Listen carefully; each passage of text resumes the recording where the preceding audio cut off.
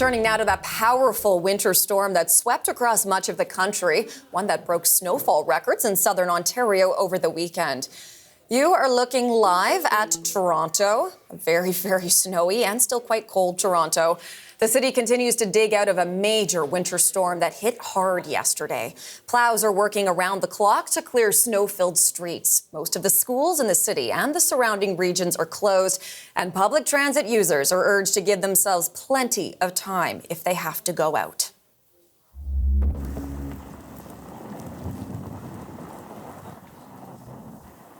Parts of Toronto got hit by nearly 60, that is 60 centimetres of snow. And Pearson International Airport recorded 46 centimetres, the most ever in a single day. To put that into perspective, more snow fell in just 6 hours on Sunday than the airport typically sees for the entire month of January. We have team coverage for you today as the storm moves out of Ontario towards the east coast. Megan Fitzpatrick is in Toronto with the latest on that record-breaking snowfall. And Shayna Luck is in Halifax, which is preparing for the storm system to hit there. So, Megan, let's start with you. You were outside on those very, very snowy streets of Toronto. I suspect some of those cars might be there till spring at this point if they are buried in all of that snow. But tell us a little bit of what you're seeing.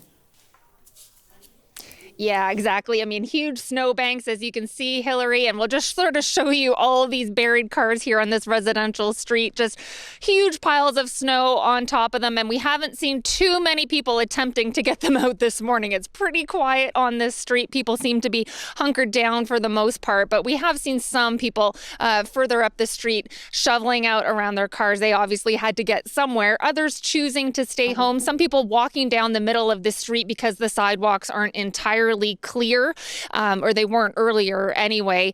Just up the street as well is a school, which is very quiet this morning. It is another snow day for kids in Toronto, the second one of the year already. The Toronto school boards announcing last night that they wouldn't be open today, so parents did have a little bit of warning to try and make arrangements for today. But no matter how people are trying to get around this city today, whether it's on foot, up and down these streets, or by car, it's definitely challenging. The roads are still pretty dangerous. We're hearing from police, and we know yesterday alone there were more than 200 collisions that the Ontario Provincial Police responded to on the highways around Toronto. So that's just the highways, let alone the collisions that happened within the city as well. And they also responded to dozens and dozens of requests for help for cars that were stuck in ditches and had gone off the road and gotten stuck. We know, too, it's been a challenging morning for people relying on public transit. Portions of Toronto's subway system have been affected this morning, not operating in certain parts, and shuttle buses were trying to replace that subway service, but it's a challenge for the buses to get around the snowy streets as well. Bus routes impacted, streetcar routes impacted as well.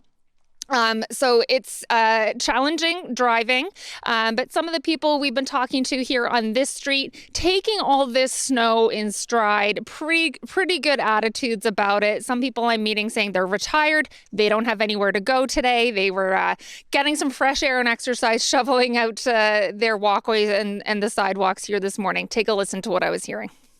Oh, is this your car? Oh my God, I didn't even see it. All right, so just tell us how you guys are doing this morning. Just great, thanks. My husband and I just dug our truck out of a hole up there, and we're going to head back to Huntsville. My daughter just lives down the street, but it's a bit of a Herculean task. You're getting a workout, right? Yeah, exactly. I know, I'm hot. Again, I barely could see that. Exactly. This is quite the task you have digging this out. It's pretty, at least. It's kind of annoying you're slipping and sliding out there, but it's nice that people are out shoveling. At least it's hard to get around when you're there's a lot of snow. I think it's great. I mean, it is what it is. If we didn't have snowstorms, I'd worry. And I think that being Canadian, that we're 100% allowed to complain. So bleh. Except I like it. So again, some pretty good attitudes, people trying their best to cope with this, but definitely some likely very frustrated people out at Pearson Airport and at Billy Bishop Airport this morning. Yesterday, there were dozens and dozens of delays and cancellations. Pearson had all hands on deck trying to keep those airfields cleared, but the cleanup will still continue there this morning, and flight disruptions quite likely throughout the day as airlines try to get things back on track. Here's what we were hearing from a spokesperson for Pearson Airport.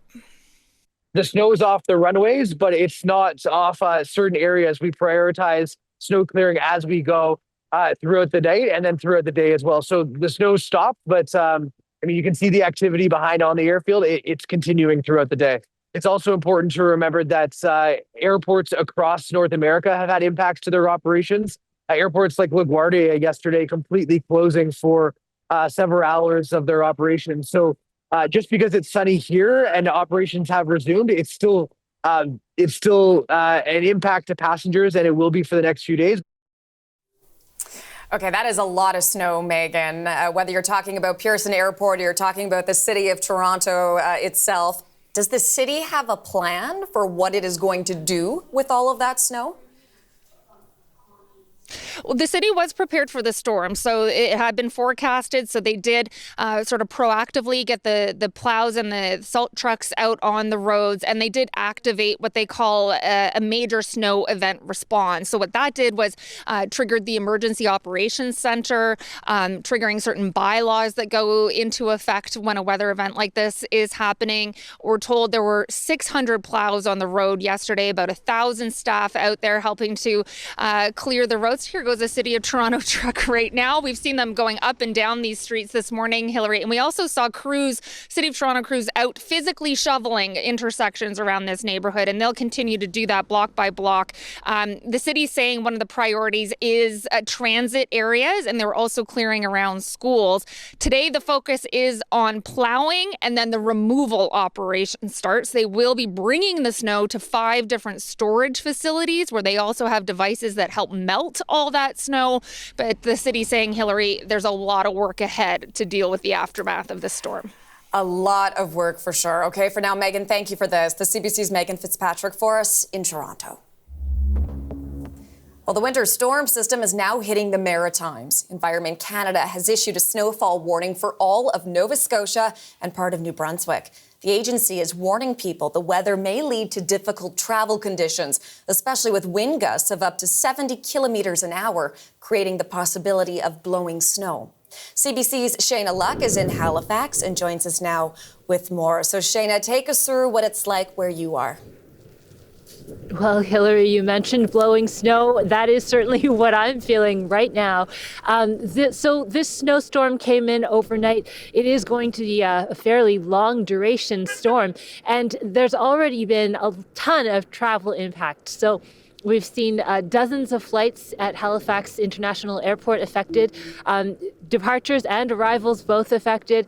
The airport is warning people to check ahead if they are expecting to travel today, because they certainly might not be. The same is true at Fredericton Airport. So this storm fairly wide. It is also affecting New Brunswick as well as Nova Scotia. Here in Nova Scotia, there's been a lot of impact in terms of school closures. So all schools on mainland Nova Scotia are closed. Universities and colleges also closed. A lot of employers have either delayed their opening, or some have canceled altogether. Provincial government offices are closed.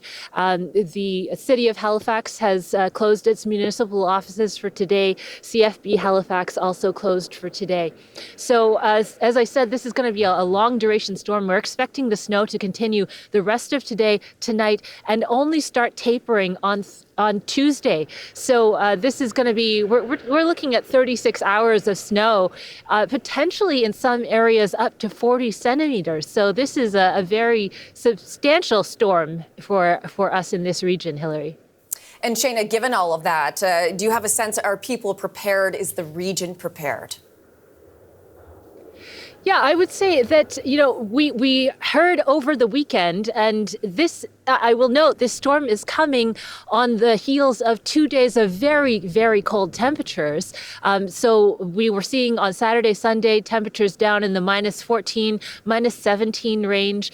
And we were hearing that Nova Scotia Power was warning people to reduce their power consumption because of the drain on the energy grid. But we're hearing this morning that the danger to the grid has passed. We're back in a safe zone.